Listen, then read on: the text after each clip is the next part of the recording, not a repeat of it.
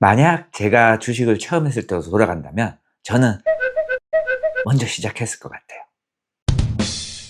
안녕하세요, 깡터입니다.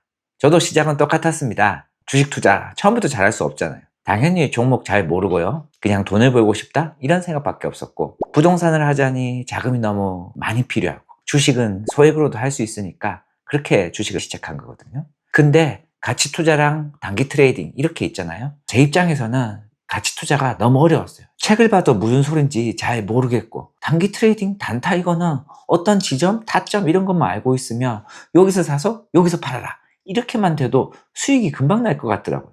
야, 그러면 가치 투자 이렇게 길게 들고 가는 것보다 하루에 1%씩 수익 내도 대박이다. 이거 빨리 돈 벌 수 있는 거 아닌가? 1% 수익 내는 거 쉬운 거 아닌가? 이런 생각이 들었거든요.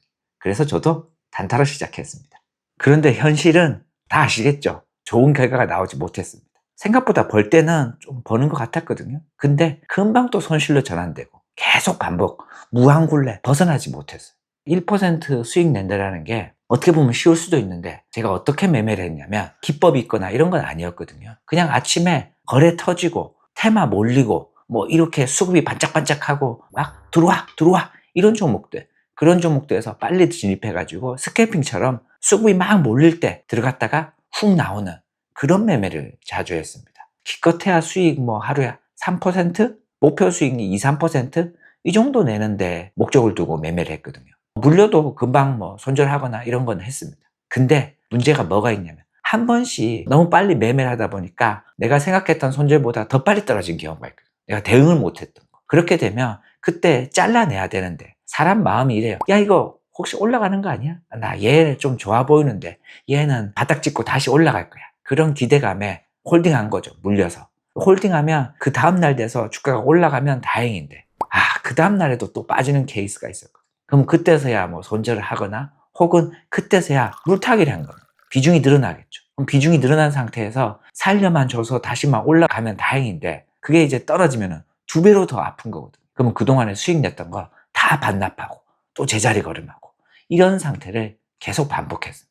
대부분의 초보 투자자가 실패한 이유는 거의 동일합니다. 나만 못나서, 나만 뭐 이런 특별하게 이런 거 잘 없어요. 대부분 다 똑같은 실수를 반복하는 거거든요. 그게 뭐냐?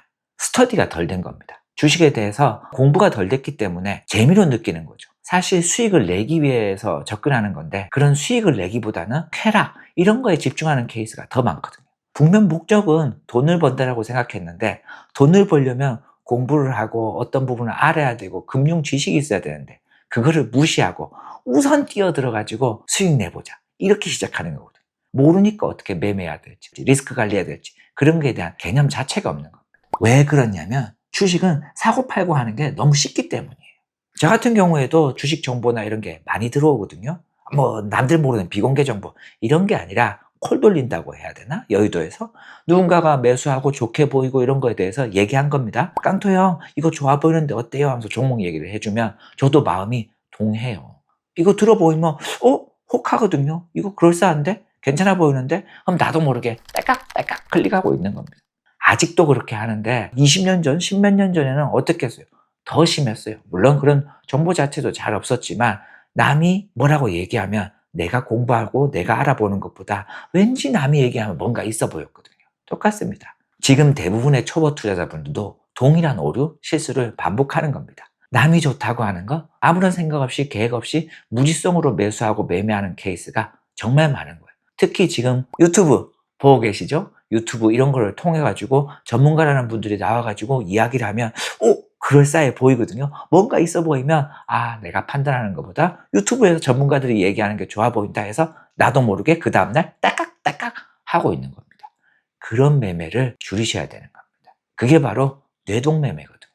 이런 감정 매매들을 줄여야 합니다. 저희 아버지도 제가 매번 주식 얘기를 해주는데, 저희 아버지는 아직도 급등주, 테마주 이런 거 좋아하시거든요. 제가 가치 종목 뭐 이런 거 얘기하면 아버지 하는 말이 이거, 야 이런 거 재미없게 그런 종목 어떻게 매매하냐. 그리고는 급등주 막 알려진 정치 테마주부터 시작해서 막 올라가는 거 이런 종목 좋아하시거든요. 아들 입장에서 얼마나 답답하겠어요. 아니 아들이 주식 전문가라는 사람인데 제 말은 듣지 않고 급등주 이런 거 좋아하시니까. 여러분 똑같습니다. 주식은 돈을 벌기 위한 거지 재미를 위한 게 아닙니다. 많은 투자자분들이 주식 투자를 하면서 쾌락, 재미를 찾는 케이스를 정말 많이 봤어요. 이 올라가는 도파민을 벗어나지 못하는 거죠. 급등주 매매부터 줄여야 하는 겁니다. 돈은 복리로 차곡차곡 쌓아서 벌어야 하는 거지 한순간에 벌 수 있는 거는 전혀 없습니다. 우리 넷플릭스에서 영화 한 편 볼 때도 한번 생각해 보세요. 저 영화 한 편 보려면 얼마나 많은 평점 보고 사람들 후기 보고 야 이거 얼마나 재밌을까 하고 하나하나 살펴보면서 그 중에서 하나 넷플릭스 영화 골라가지고 보거든요. 근데 주식 투자는 어떻게 해요? 그냥 클릭해요. 그냥 막 사람들이 급등하고 얘기만 나오고 비공개 게시글 아무도 알 수 없는 근거성 없는 그런 게시판에서 누가 얘기하면 이거 뭔가 있는 거 아니야? 이러면서 나도 모르게 클릭 하고 있는 겁니다. 그러면 주식 투자를 처음 할 때 무엇부터 해야 될까? 우선 기초 체력 3가지가 필요합니다. 돈, 시간, 공부 방향. 말 그대로 투자를 하게 한 준비 단계라고 보시면 되죠. 시드머니도 필요하고 공부할 수 있는 시간도 필요하고 그리고 마지막으로 공부의 방향성이 필요한 겁니다. 즉 금융 문해력이라고 볼 수 있는데 금융에 대해서 기본적으로 조금은 알아야 된다는 거죠. 너무 아무것도 없이 시작하기 때문에 같은 실수를 반복하는 거거든요. 예를 들어 우리 뜨거운 난로가 있다고 생각합시다. 뜨거운 난로가 있는데 그거를 꼭 만져봐가지고 뜨거워 하고 내가 화상을 데워봐야지만 이게 뜨거운 난로구나 만지면 안 되는구나 이렇게 아는 게 아니잖아요. 어떻게 해요? 부모님이 가르쳐주죠. 이 뜨거운 난로는 다치니까 만지지 마라. 그리고 근처만 가봐도 뜨겁다는 걸 알고 있으니까 굳이 만져가지고 이게 뜨겁고 내가 다친다 이걸 몰라도 되는 거잖아요. 그게 학습에 의해서 되는 거거든요. 주식도 똑같습니다.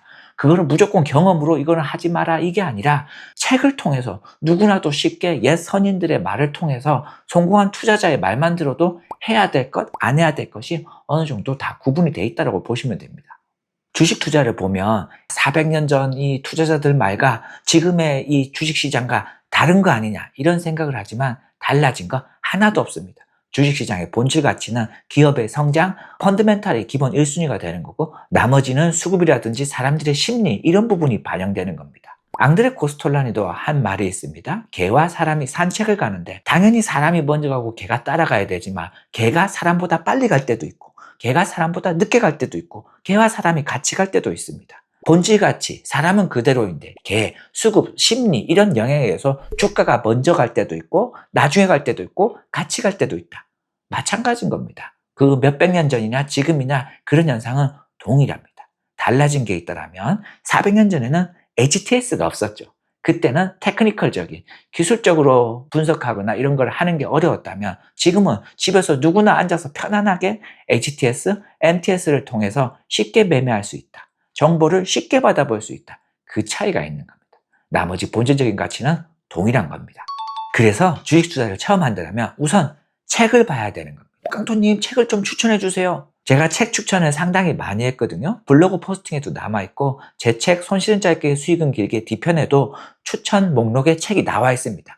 그 책을 다 읽을 필요는 없습니다. 하지만 기본적으로 몇 권 자기가 마음에 드는 책은 꼭 읽어보셔야 되는 겁니다. 좋은 책이라는 건 선별되어 있지만 그 중에서도 내가 서점이나 도서관에서 한번 읽어보고 이해가 잘 되는 책 그런 책을 여러 번 보시는 걸 저는 추천드립니다. 한 번에 다 읽으려고 하지 말고 읽다가 책을 덮고 소화시키세요. 작가가 어떤 의도와 어떤 생각을 가지고 이런 걸 했구나. 중간중간 책을 덮으면서 생각하는 습관을 가지시면 많은 책, 다독을 하는 것보다 집중적으로 들어가는 게 훨씬 좋습니다. 그래서 주식 투자를 처음 할 때 무작정 이렇게 시작하기보다는 우선 책을 보시라. 이렇게 말씀드리고 싶습니다.